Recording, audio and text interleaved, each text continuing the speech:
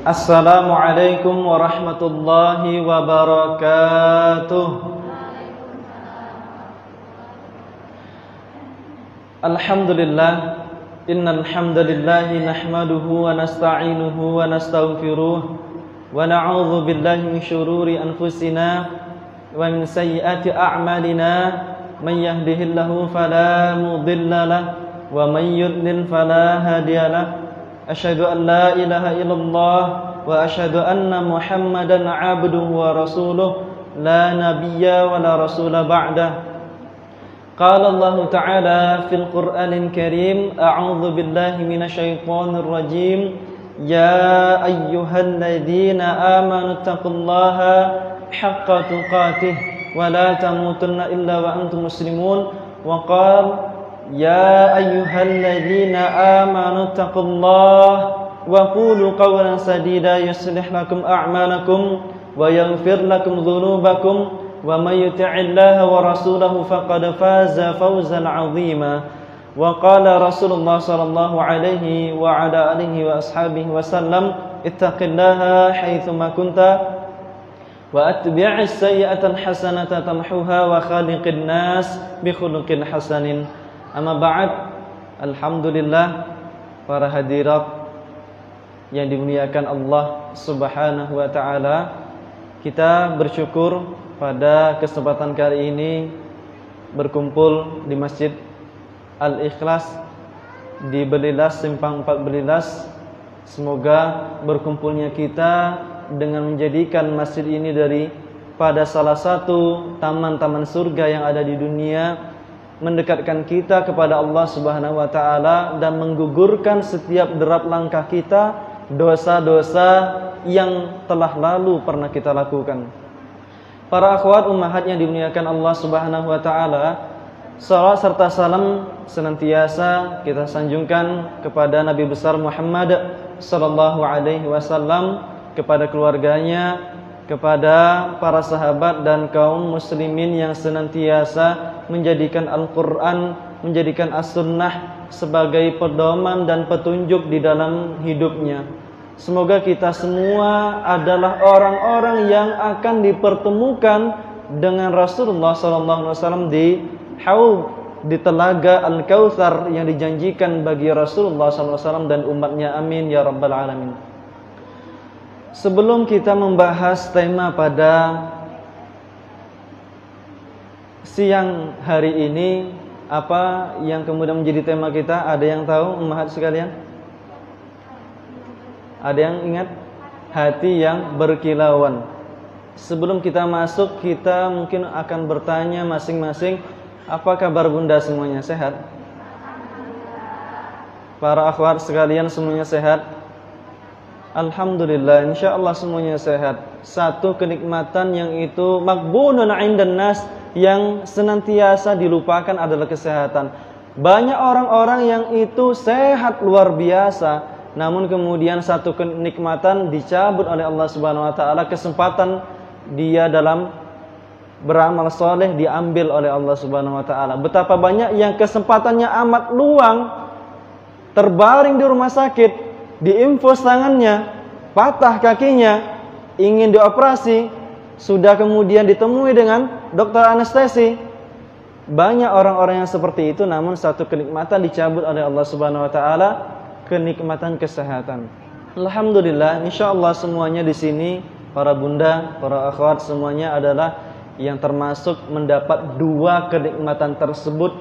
Maka yang dimaksud muslim yang akan mendapat kebaikan di sisi Allah Subhanahu wa taala adalah ketika dia memperhatikan dua hal. Mutala'atul aibin nafsi wal amal, yaitu dia mentelaah, memeriksa daripada dirinya, memeriksa aib-aib yang telah berlalu dengan apa yang telah dia perbuat dengan waktu dan kesehatannya. Dan yang kedua adalah musyahadatul minnah, mengagung-agungkan, mempersaksikan daripada kenikmatan yang Allah berikan kepada manusia. Hati yang berkilauan. Apa yang dimaksud dengan hati yang berkilauan? Kita akan bahas insyaallah. Di dunia dalam berkehidupan ada dua hal yang kemudian ditimbang oleh Allah Subhanahu wa taala. Yang pertama amal zahir, yang itu nampak. Yang kedua amal yang batin. Amal zahir seperti salat. Betapa banyak orang-orang yang kemudian menambah salat-salat sunnahnya, salat duha, salat sepertiga malam dan yang lain sebagainya. Betapa banyak orang-orang yang memperhatikan masalah puasa. Puasa Senin Kamis, puasa Daud, sehari puasa, besoknya tidak. Banyak orang-orang yang memperhatikan masalah yang zahir. Namun tahukah kita bahwasanya sesuatu yang batin di sisi Allah Subhanahu wa taala justru kadang-kadang dan kebanyakan lebih berat timbangannya di sisi Allah Subhanahu wa taala. Misalnya ada yang kemudian mengkritik, apa betul Ustaz yang batin itu lebih berat? Bukankah Ustaz yang pertama kali dihisab di sisi Allah Subhanahu wa taala adalah as-shalah? Salat itu artinya amal yang zahir, amal yang nampak digerakkan oleh anggota tubuh kita. Namun tahukah kita ternyata ada amal di sisi Allah Subhanahu wa taala yang kemudian itu juga ditimbang yang jauh melebihi daripada amal yang zahir pahalanya di sisi Allah Subhanahu wa taala. Masalah hati yang bersih ketika Nabi Ibrahim alaihi salam berdebat dengan ayahnya, mengajak kepada ayahnya ke jalan yang baik, mengatakan berhala-berhala itu adalah sebuah kesyirikan, adalah penentangan terhadap tauhid Allah Subhanahu wa taala. Maka Ibrahim dalam Quran surah Asy-Syu'ara ayat yang ke-86 sampai ke-88 Allah Subhanahu wa taala berfirman, "Wala tukhzini ya Allah, wala tukhzini yauma yub'atsun." Jangan kemudian hinahkan aku, jangan rendahkan aku yauma yub'atsun, hari setiap manusia akan dikumpulkan. Yauma la yanfa'u malun wala banun, di hari ketika saat itu malun, harta yang kemudian senantiasa diagung-agungkan sebagai sesuatu yang dimiliki di dunia, wala banun, dan anak tidak lagi berguna. La yanfa' malun wala banun, tidak bermanfaat di saat itu. Wahai akhwat dan bunda sekalian, illa man atallah, kecuali yang itu datang kepada Allah biqalbin salim, dengan hati yang salim. Apa yang disebut dengan hati yang salim? Hati yang bersih. Tema kita pada siang hari ini, hati yang berkilau. Kita lihat apa dalilnya kira-kira. Apa yang menjadi dalil bahwasanya amal hati itu ternyata timbangannya begitu berat di sisi Allah Subhanahu wa taala. Aqrabu ahadukum majlisan alayya Rasulullah SAW bima makna, dengan sabdanya secara makna, yang paling dekat di antara kalian di yaumil kiamat nanti duduk denganku adalah mereka yang ahsanuhum akhlaqan, yang paling bersih akhlaknya, paling bersih hatinya. Dan kemudian ada sebuah kisah yang sangat menarik bunda sekalian, kisah yang diriwayatkan oleh Anas bin Malik dalam kitab Az-Zuhdu yang dikarang oleh Abdullah bin Mubarak, seorang mujahid besar, seorang pengusaha, seorang alim besar, menulis dalam kitab Az-Zuhdu halaman 220 atau dalam cetakan lain 241 sampai 242. Dari Anas bin Malik radhiyallahu anhu, bainama, suatu ketika, nahnu julusun inda Rasulullah sallallahu alaihi wasallam bima makna, duduk dengan Rasulullah sallallahu alaihi wasallam di satu majelis halaqah, sebagaimana saat ini kita duduk bermajelis membahas satu ayat, membahas satu sunnah, membahas satu hadis bersama Rasulullah sallallahu alaihi wasallam. Dan kemudian di situ dilihat oleh Abdullah bin Amr bin As menjadi saksi dalam majelis tersebut. Datang seseorang di dalam masjid.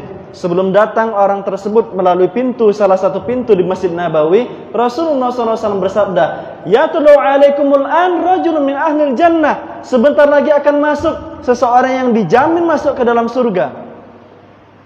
Dijamin masuk ke dalam surga. Subhanallah, satu jamin langsung dari lisan Rasulullah SAW. Kalau bunda sekalian dapat jaminan seperti itu, bagaimana mungkin?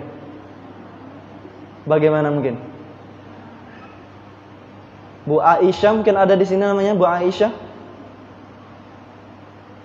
Baik, mungkin Kita contohkan Bu Aisyah, ibu dijamin oleh Rasulullah masuk ke dalam jannah, masuk ke dalam surga. Kemudian ada ibu-ibu yang lain kemudian datang mengajak kepada kajian pada siang hari ini. Bu, ada kajian di Al-Ikhlas. Temanya apa? Hati yang berkilauan. Ibu ikut enggak? Enggak usah saya ikut sepertinya, karena saya sudah dijamin masuk ke dalam jannah, gitu ya. Sudah dijamin masuk ke dalam jannah.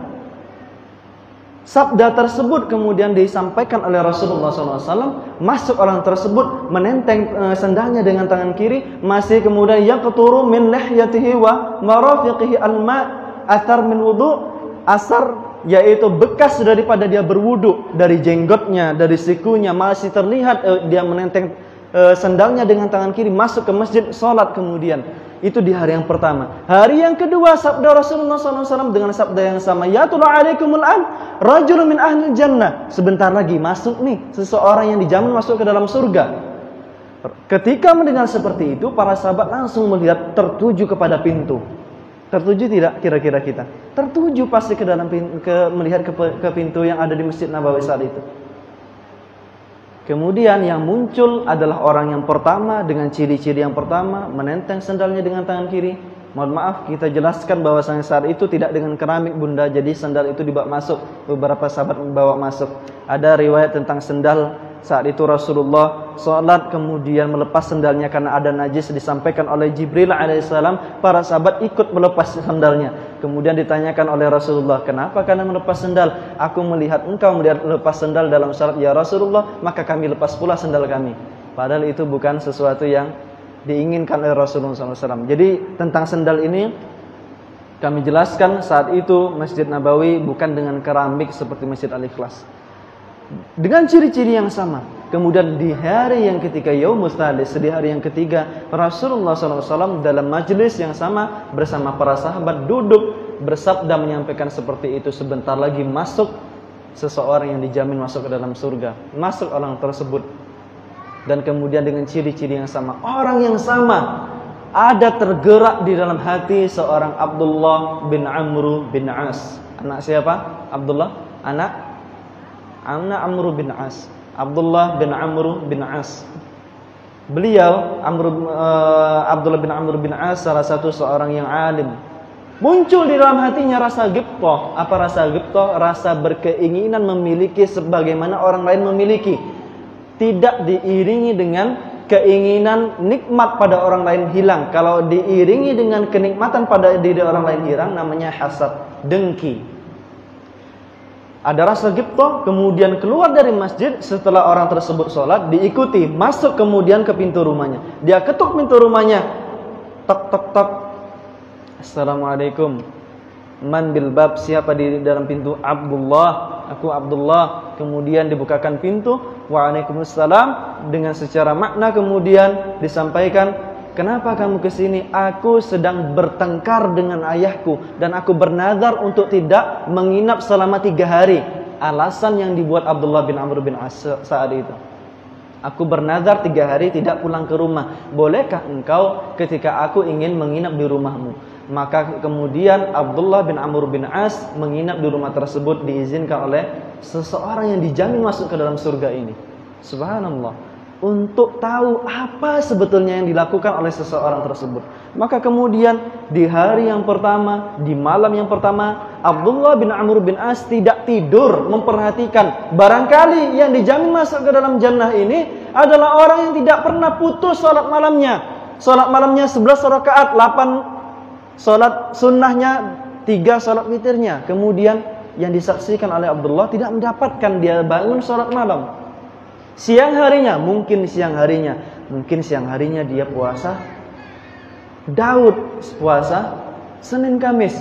Dan kemudian tidak didapati oleh Abdullah. Di hari yang kedua melakukan hal yang sama, tidak mendapati pula. Di hari yang ketiga tidak didapati pula.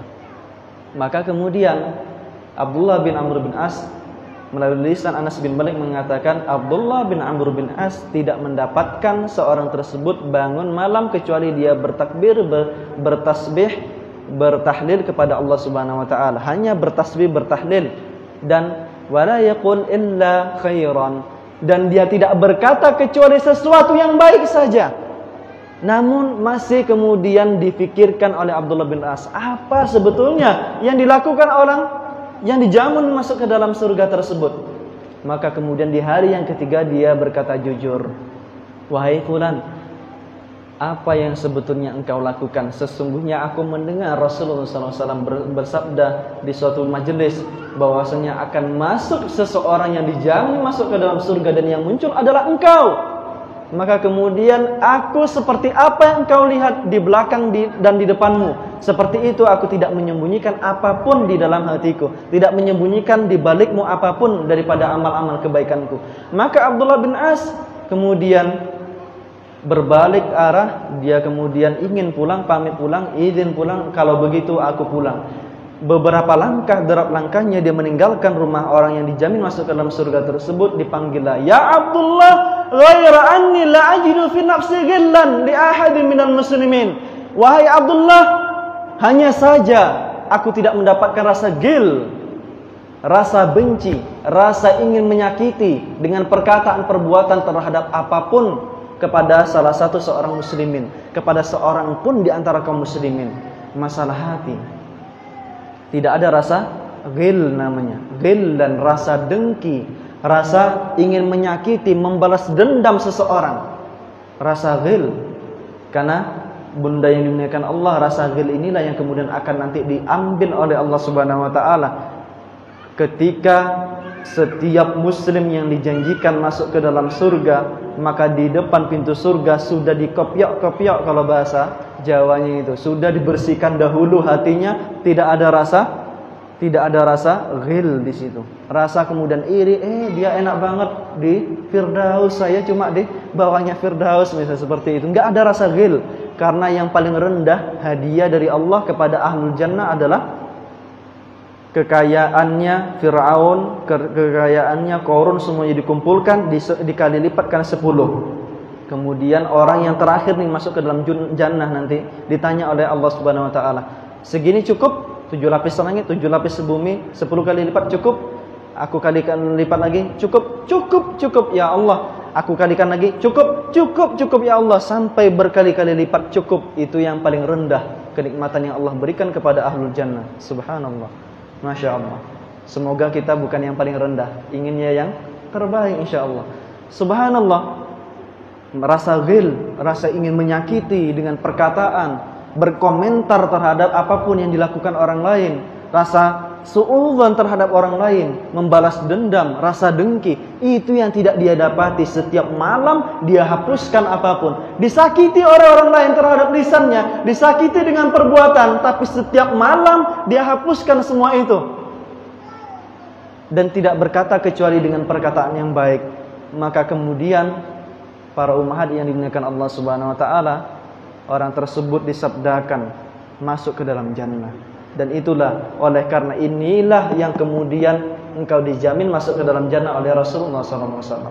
Kata Abdullah bin Amr bin As, kemudian dia meninggalkan semua hal setelah mendapatkan kalimat tersebut, ghaira anni, hanya saja la ajidu, tidak mendapatkan di dalam hatiku ghillan li ahadin minal muslimin, untuk menyakiti seorang pun di antara kaum muslimin. Itu dalil yang pertama. Mau dalil yang kedua? Dalil yang kedua, dalam hadis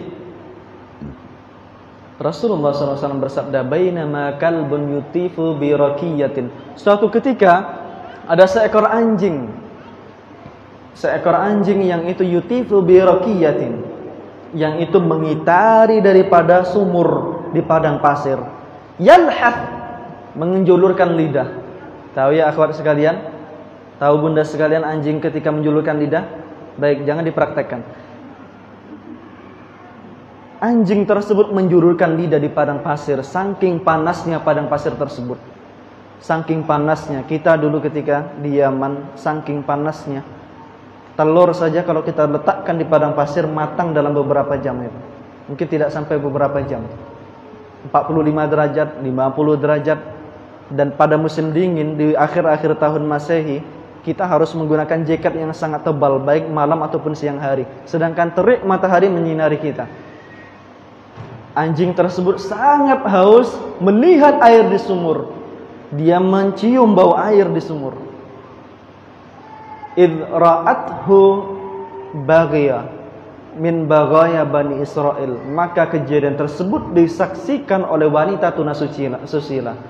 Wanita pelacur, mohon maaf, wanita pelacur melihat anjing tersebut dalam keadaan yang sangat haus luar biasa. Kemudian fastaqfanaza'at muqaha, dia lepas daripada selop daripada sendalnya. Sendal orang Arab itu bisa nampung air rata-rata dari kulit. Kemudian dalam beberapa riwayat dilepas khimarnya juga. Subhanallah. Dalam satu riwayat dilepas khimarnya. Pelacur di tanah Arab menggunakan khimar, subhanallah. Dilepas khimarnya, diikat dengan sendalnya tersebut, dengan sepatunya tersebut. Fasaqathu bihi iyyahu fasaqat lahu bihi faghfira laha. Dan kemudian dia turun, kadang dia dapat, kadang tertumpah, kadang dia dapat air tersebut, baru kemudian dia naik setelah menggunakan khimar yang dia ikatkan dengan sepatu tersebut. Kemudian dia berikan dengan rasa ikhlas yang amat luar biasa kepada seekor anjing tersebut. Maka kemudian faghfira laha, setiap dosa-dosanya melacurkan diri di saat itu diampuni oleh Allah Subhanahu wa taala. Gara-gara rasa keikhlasan yang amat luar biasa, tidak ingin ada satu makhluk di hadapannya meninggal di muka bumi saat itu. Ini dalil yang kedua. Mau dalil yang ketiga, Bunda? Dalil yang ketiga, hadis yang sangat masyhur, hadis diriwayatkan oleh Imam Muslim, nomor hadis 1905 dalam kitab Al-Imarah. Dalam kitab Al-Imarah, man qatala birriya wa sum'a istahaqqan nar, yaitu dalam bab barang siapa yang itu berperang gara-gara riya dan sum'ah, dia berhak mendapatkan daripada api neraka. Yaitu hadis yang membuat Abu Hurairah radhiyallahu anhu pingsan. Hadis tersebut dipikirkan oleh Abu Hurairah radhiyallahu anhu pingsan. Berapa kali dia memikirkan hadis tersebut, pingsan dia. Kenapa kemudian sampai pingsan mendengarkan hadis tersebut? Hadis yang itu berkaitan dengan kita semuanya. Inna awwalan nasi yuqda yaumal qiyamah alaihi, sesungguhnya yang pertama kali di antara manusia dan jin, inna law anna awarakum wa jinnakum wa insakum, seandainya kemudian seluruh manusia yang di awal di akhir dari kalangan jin dan manusia, seluruh makhluk yang diperintahkan untuk beribadah, maka yang pertama kali diuji adalah rajulun, seseorang ustushhida, yang itu berperang di jalan Allah dan menemui syahidnya, berperang di jalan Allah, meninggal dunia oleh karena kemudian memerangi kaum musyrikin, kaum kafirin. Maka seorang tersebut didatang fa'utiya, dihadapkan kepada Allah Subhanahu wa taala. Dihadapkan dengan Allah Subhanahu wa taala, fa'arrafahu ni'amahu fa'arrafaha, dilihatkan segala nikmat yang ada di dunia. Dia kemudian mengatakan, iya, itu nikmat yang kau berikan kepadaku wahai Allah Subhanahu wa taala. Faqala Allah, maka dalam hadis ini faqala Allah kemudian berfirman kepada orang tersebut, fima amilta fiha, untuk apa nikmat yang kau pergunakan di dunia tersebut. Faqala, maka orang tersebut berkata, qataltu fika hatta ustushhidtu, aku menggunakan tubuhku, kenikmatan yang engkau berikan kepadaku adalah untuk berperang di jalanmu wahai Allah, hatta ustushhidtu, sampai aku meninggal dunia. Namun celaka yang kemudian didebat oleh Allah Subhanahu wa taala. Allah tahu, Allah latifun khabir, maha lembut dan maha teliti terhadap hati seorang hamba. Faqala kadzabta, engkau dusta. Faqad qila, sungguh engkau dusta, kata Allah Subhanahu wa taala. Kemudian orang tersebut dikatakan dusta, walakin li ayyuqal, akan tetapi engkau beramal dengan segala nikmat tersebut, li ayyuqal, untuk dikatakan sebagai ajariun, untuk disebut sebagai seorang jari, seorang pemberani, seorang pahlawan. Yang kedua, kita lihat apa nanti azab kepada orang yang ketiga ini. Yang kedua, yaitu seseorang yang yata'allam ta'allama al-Qur'an wa 'allamahu wa qara'a al-Qur'an. Ta'allama al-'ilma wa 'allamahu, dia mempelajari ilmu, dia ajarkan kepada orang lain, dia membaca Quran dan dia ajarkan kepada orang lain. Didatangkan di hadapan Allah Subhanahu wa taala. Fa'arrafahu ni'amahu fa'arrafaha. Ini nikmat yang diberikan kepada engkau? Betul wahai Allah. Maka ditanyakan kepadanya, untuk apa engkau diberi nikmat tersebut? Kemudian dia katakan, ta'allamtul ilma fika, qara'tul Qur'an laka. Aku kemudian dengan makna kami sampaikan, aku mempelajari ilmu demi engkau wahai Allah, aku membaca Quran demi engkau wahai Allah Subhanahu wa taala. Namun didebat sekali lagi oleh Allah Subhanahu wa taala. Kadzabta, engkau pembohong, engkau dusta. Akan tetapi engkau membaca Quran, mempelajari ilmu, datang ke setiap majelis untuk dikatakan di ayyuqal qari, untuk disebut sebagai seorang pembaca Al-Quran, sebagai seorang alim, sebagai seorang ustadzah. Subhanallah. Dan kemudian yang ketiga, rajulun wasa'allahu alaihi wa'ata min asnafil mali kulli. Orang yang diberikan keluasan rezeki dan dia memberi di jalan apapun daripada golongan-golongan yang diberikan tasarruf daripada sedekah. Asal ada event daripada penggalangan dana. Wahai bunda, ada event penggalangan dana, orang tersebut senantiasa memberikan hartanya. Dan orang-orang yang seperti ini, yang paling kaya, itu yang pertama akan kemudian ditanya oleh Allah Subhanahu wa taala, untuk apa nikmat yang aku berikan kepada engkau? Dia katakan, saddaqtu fika, tasaddaqtu fika, aku bersedekah demi engkau wahai Allah. Kadzabta, engkau dusta. Walakin li ayyuqal, akan tetapi agar dikatakan engkau sebagai seorang jawadun, sebagai seorang dermawan, sebagai seorang pemurah, sebagai seorang yang murah memberikan apapun kepada orang lain. Fasuhiba ala wajhihi hatta ulqiya finnar, maka ditelungkupkan wajah orang tersebut, ketiga golongan tersebut. Yang pertama kali, bukan seorang yang alim akan diuji oleh Allah, bukan seorang yang, mohon maaf, orang-orang pejabat, orang pedagang, tidak, namun yang alim, orang yang qari, orang yang kemudian paling kaya, menyedekahkan daripada hartanya, orang yang kemudian berperang bahkan dengan jiwanya, puncak daripada amal Islam. Itu yang pertama kali. Maka orang yang kemudian ingin disebut sebagai seorang jari, sebagai seorang pejuang, sebagai seorang yang dermawan, sebagai seorang yang alim, sebagai seorang qari, maka orang ini akan ditelungkupkan wajahnya sampai diseret masuk ke dalam api neraka. Subhanallah. Hadis ini senantiasa diulang-ulang oleh Abu Hurairah radhiyallahu anhu. Dan sekali lagi, ada iklan ya bunda. Sekali lagi, Abu Hurairah ketika mengulang-ulang daripada hadis ini, hadis riwayat Muslim ini, pingsan gara-gara mendengarkan hadis tersebut, memperdengarkan dengan dirinya hadis tersebut. Apa yang kemudian secara makna dalam hal ini? Hati yang bersih. Hati yang bersih. Walaupun itu puncak-puncak amal Islam. Apa itu puncak amal Islam? Wal jihadu fi sabilillah wa dzirwatus al-jihadu dzirwatus sanamul Islam. Unta itu punya punuk. Dan kemudian yang paling atas titiknya itu disebut dzirwah. Kalau seandainya kita naik ke gunung Merapi, Gunung Singgalang misalnya yang di Sumatera Barat, maka di situ ada disebut puncak gara-gara dia paling tinggi di antara yang lainnya. Tidak ada yang paling tinggi melainkan daripada puncak. Maka yang paling puncak adalah al-jihad. Namun orang yang berjihad, menetes darahnya di jalan Allah Subhanahu wa taala, gara-gara hanya ingin disebut sebagai seorang pemberani, dia lalu kemudian ditelungkupkan oleh Allah Subhanahu wa taala masuk ke dalam api neraka.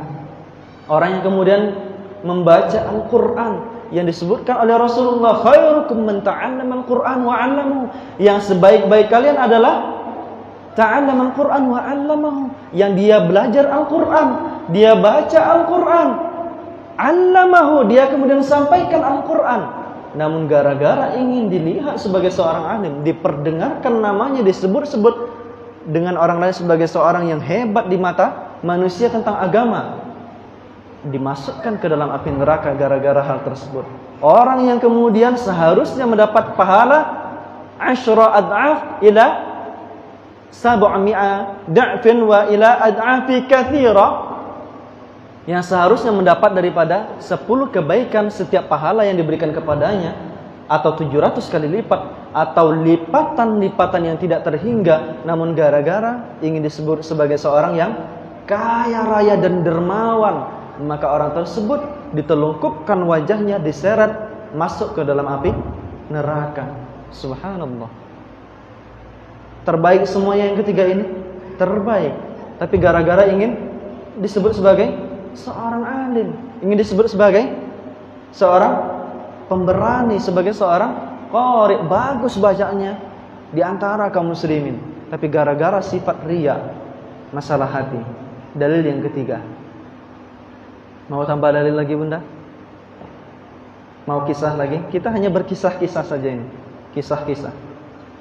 Baik, Ibnu Qudamah mengatakan Abu Bakar As-Siddiq radhiyallahu anhu, Abu Bakar As-Siddiq ketika perang Tabuk, perang yang disebut dengan Jaisul Usrah. Jaisul Usrah adalah pasukan yang amat kesusahan. Saat itu berada di daerah Yordania, dari Madinah ke Yordania, artinya dari Madinah sampai ke Syam.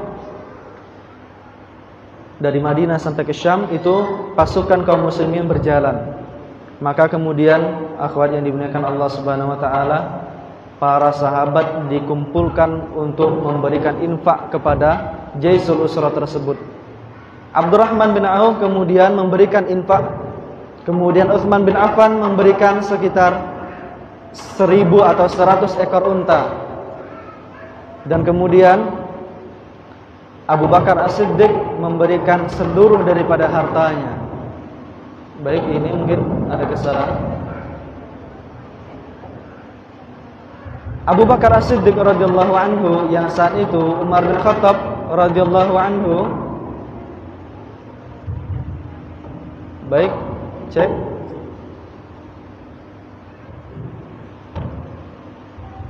Baik, Abu Bakar As-Siddiq radhiyallahu anhu dan Umar bin Khattab radhiyallahu anhu. Umar bin Khattab radhiyallahu anhu saat itu sudah sangat percaya bahwasanya di perang Tabuk tersebut mungkin dia yang paling banyak bersedekah di jalan Allah Subhanahu wa taala fi sabilillah.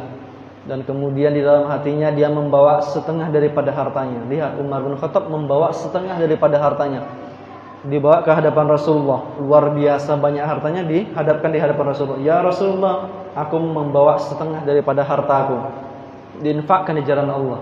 Kemudian datang dari kejauhan Abu Bakar As-Siddiq dari rumahnya membawa harta yang tidak sebanyak Umar bin Khattab. Tidak sebanyak Umar bin Khattab. Umar bin Khattab mungkin ya, di dalam hati sudah berkata, kali ini aku yang paling banyak bersedekah dibanding Abu Bakar As-Siddiq. Lalu kemudian ditanyakan kepada Abu Bakar As-Siddiq, wahai Abu Bakar As-Siddiq, apa yang kau tinggalkan bagi keluargamu? Allahu wa rasuluh. Aku tinggalkan Allah dan Rasulnya bagi keluargaku, ya Rasulullah SAW. Maka kemudian Umar berkata, ya tidak jadi yang paling banyak.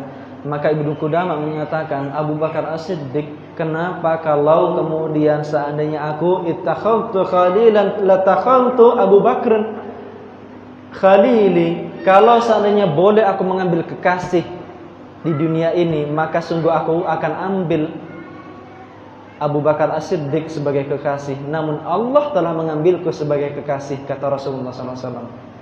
Maka kenapa sampai dikatakan seperti itu? Karena Abu Bakar As-Siddiq punya rasa iman yang amat luar biasa di dalam hatinya dibanding kaum muslimin yang lainnya. Iman yang amat luar biasa. Dan kenapa kemudian disebutkan sebagai As-Siddiq? Kenapa disebut As-Siddiq? Karena apapun yang dia dengar pasti dia taati, asal dari Rasulullah SAW, asalkan itu dari Rasulullah SAW. Dan kemudian ciri-ciri disebutkan oleh Ibnu Qudamah, ciri-ciri hati yang bersih. Kalau yang membawa pena silakan catat, yaitu hati yang tunduk tanpa tapi, yang taat tanpa syarat. tunduk dia kepada Alkitab dan As-Sunnah, kepada Al-Quran dan As-Sunnah, tanpa kemudian mengatakan tapi saya kemudian seperti ini, tapi ibu, ayo kita pergi ke ini, tapi ibu tutup auratnya sampai ke pinggang, gunakan khimar yang besar, tapi tunduk tanpa tapi. Ciri-ciri orang yang mempunyai hati yang bersih, yang dijamin masuk ke dalam surga, dia taat tanpa syarat kepada Alkitab dan Sunnah. Kemudian berkumandang azan, menyuruh untuk salat. Dalam keadaan yang itu kita mungkin masak sudah hampir selesai atau baru mulai masak. Ummah, ini sudah azan, ayo kita salat, tapi gitu ya. Tapi ini sudah direbus ini dan yang sebagainya. Tunduk tanpa tapi, taat tanpa syarat. Dan kemudian hati yang ikhlas sebagaimana tadi, golongan 3 golongan yang masuk pertama kali ke dalam api neraka gara-gara dia sum'ah, bukan karena Allah Subhanahu wa taala. Dan yang ketiga adalah menghindarkan rasa hasad, dengki terhadap kaum muslimin. Ciri-ciri yang ketiga. Dan kemudian dia benci terhadap apa yang dibenci oleh Allah Subhanahu wa taala. Benci. Allah membenci khamr, dia benci khamr. Allah benci seorang wanita tabarruj, menampakkan auratnya kepada yang bukan daripada mahramnya. Benci dia terhadap seperti itu. Allah benci kepada orang yang berbuat zina dan dia benci terhadap zina tersebut. Allah benci terhadap pencurian, dia benci terhadap mencuri tersebut. Allah benci terhadap orang yang su'udzon, maka dia benci terhadap su'udzon tersebut. Allah benci untuk mendengarkan perkataan yang buruk. Innallaha thayyibun la yaqbal illa thayyib. Allah itu baik, maha baik, tidak menerima kecuali kebaikan.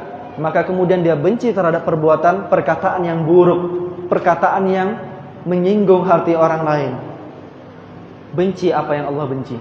Dan sifat-sifat kemunafikan ada 5, minimal ada 5 sifat-sifat kemunafikan.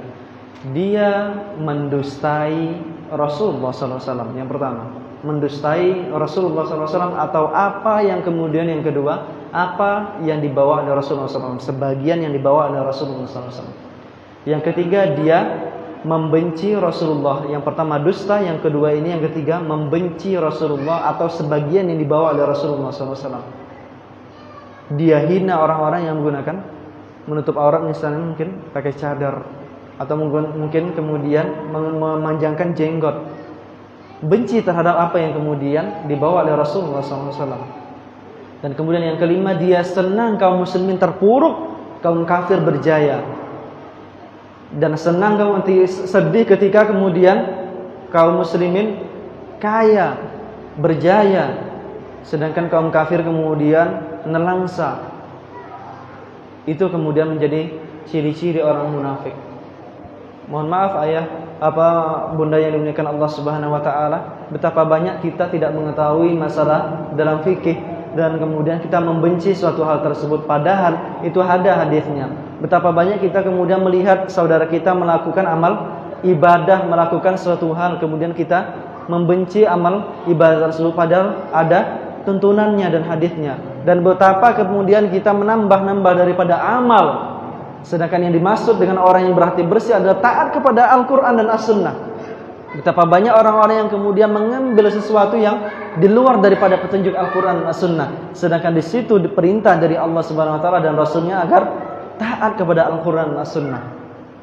Perhatikan ciri-ciri tersebut, ciri-ciri orang yang munafik. Apa yang disebut dengan nifaq? Orang yang menampakkan secara zahir dia sebagai seorang muslim, namun dia menyembunyikan kebencian terhadap Islam. Namun orang-orang yang kemudian tergerak untuk berubah, maka disitulah kemudian yang terbaik di sisi Allah Subhanahu wa taala. Membersihkan hati, menghindarkan daripada sesuatu yang tidak perlu dikomentari, berkata kalau seandainya dia, seandainya kamu, berkata itu tidak diperbolehkan karena sesuatu tersebut telah berlalu. Yang sudah berlalu tidak perlu kemudian untuk penting dibahas. Allah benci, Rasulullah benci terhadap hal tersebut, maka dia benci terhadap hal tersebut. Berkata lau tidak diperbolehkan, dan banyak yang lain sebagainya daripada perbuatan yang kemudian menjadi ciri-ciri orang yang hati yang bersih. Baik para ummahat akhwat yang dimuliakan Allah Subhanahu wa taala, sekitar 40 menit kami menyampaikan daripada hati yang berkilau. Mungkin ada daripada ummahat akhwat yang ingin bertanya, baik secara langsung ataupun mungkin dengan tulisan, maka kami persilahkan. Allahu a'lam bishawab, wallahu taufiq wassalam.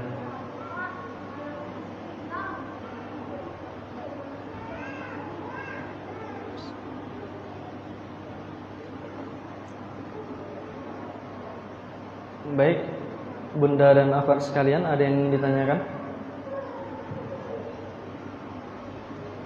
Sudah paham semua insyaallah? Paham sampai di sini?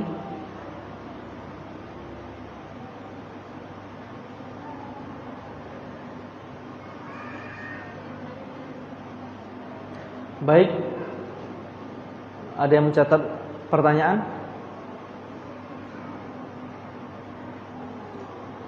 Tidak ada? Kalau tidak ada, mungkin paham semuanya. Mudah-mudahan apa yang telah kita bahas. Baik, ada yang ditanyakan bunda? Silakan, angkat tangan. Sepertinya bunda berkerudung merah ingin bertanya.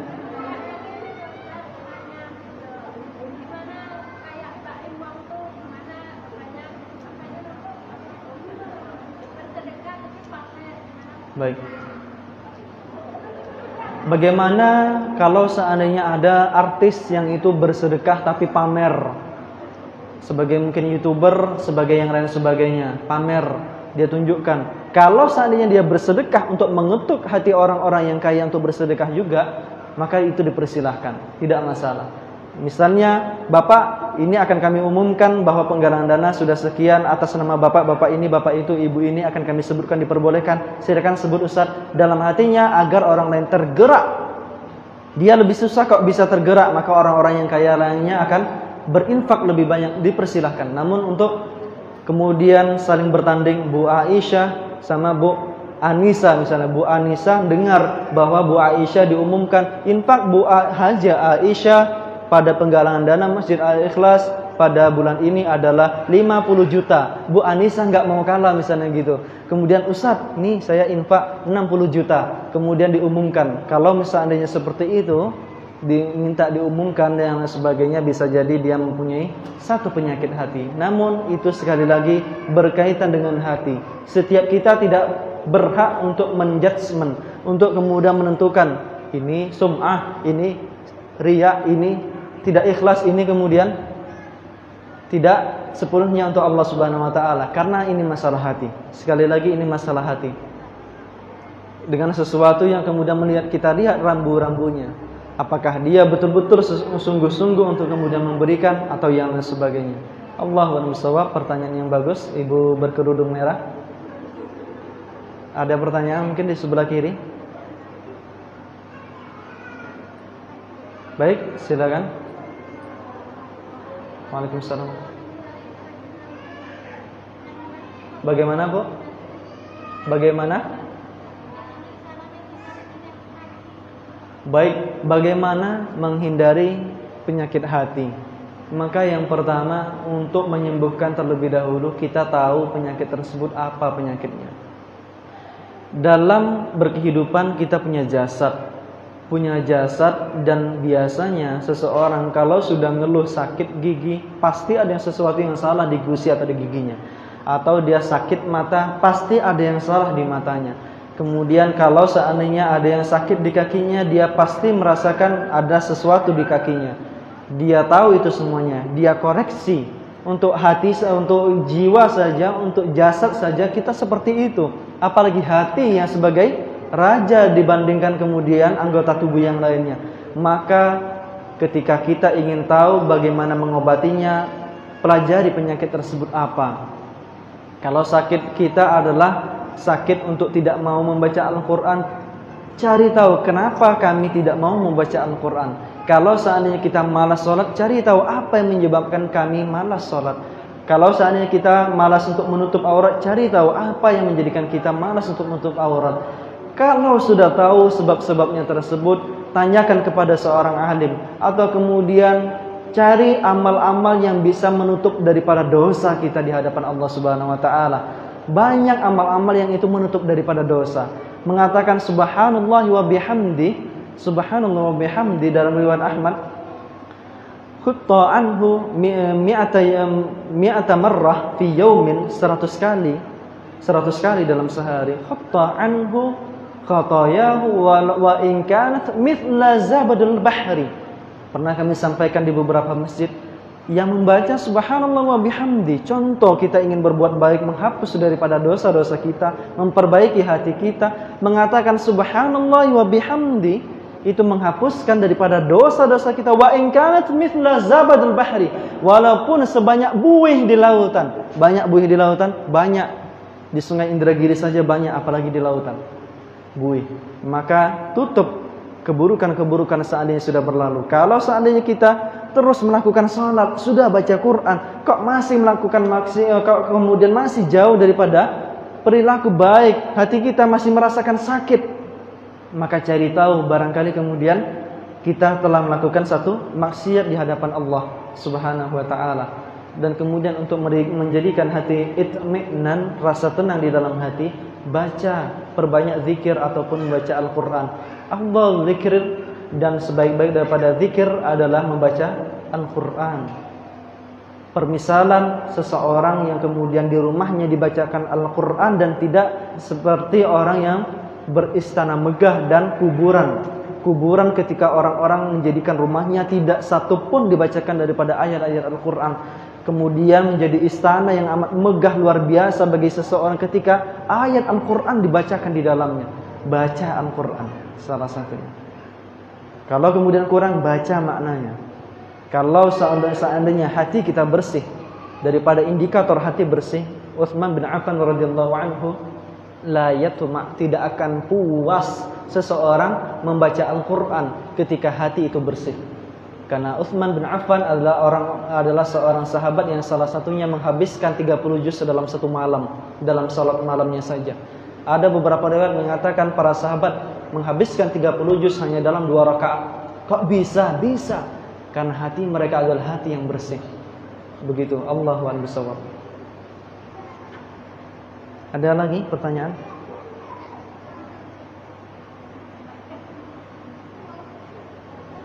Baik.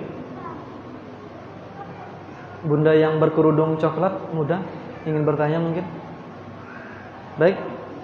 Tidak ada pertanyaan. InsyaAllah semuanya paham? Paham Bunda? InsyaAllah paham. Kita tutup kajian pada siang hari ini dengan doa kifaratul majlis. Subhanakallahumma wa bihamdika asyhadu an la ilaha illa anta astaghfiruka wa atubu ilaik. Apabila ada kebenaran, maka kami tujukan pertama kali kepada diri kami pribadi, dan kebenaran itu datang dari Allah dan Rasulnya. Ada kesalahan adalah datang dari diri kami pribadi, maka itu semuanya dari kemudian keburukan-keburukan kami. Mudah-mudahan dapat kemudian dimaafkan oleh bunda dan akhwat sekalian. Demikian kita tutup dengan doa. Sudah kemudian kita akhiri daripada kajian pada siang hari ini. Wabillahi taufiq wal hidayah. Assalamualaikum warahmatullahi wabarakatuh.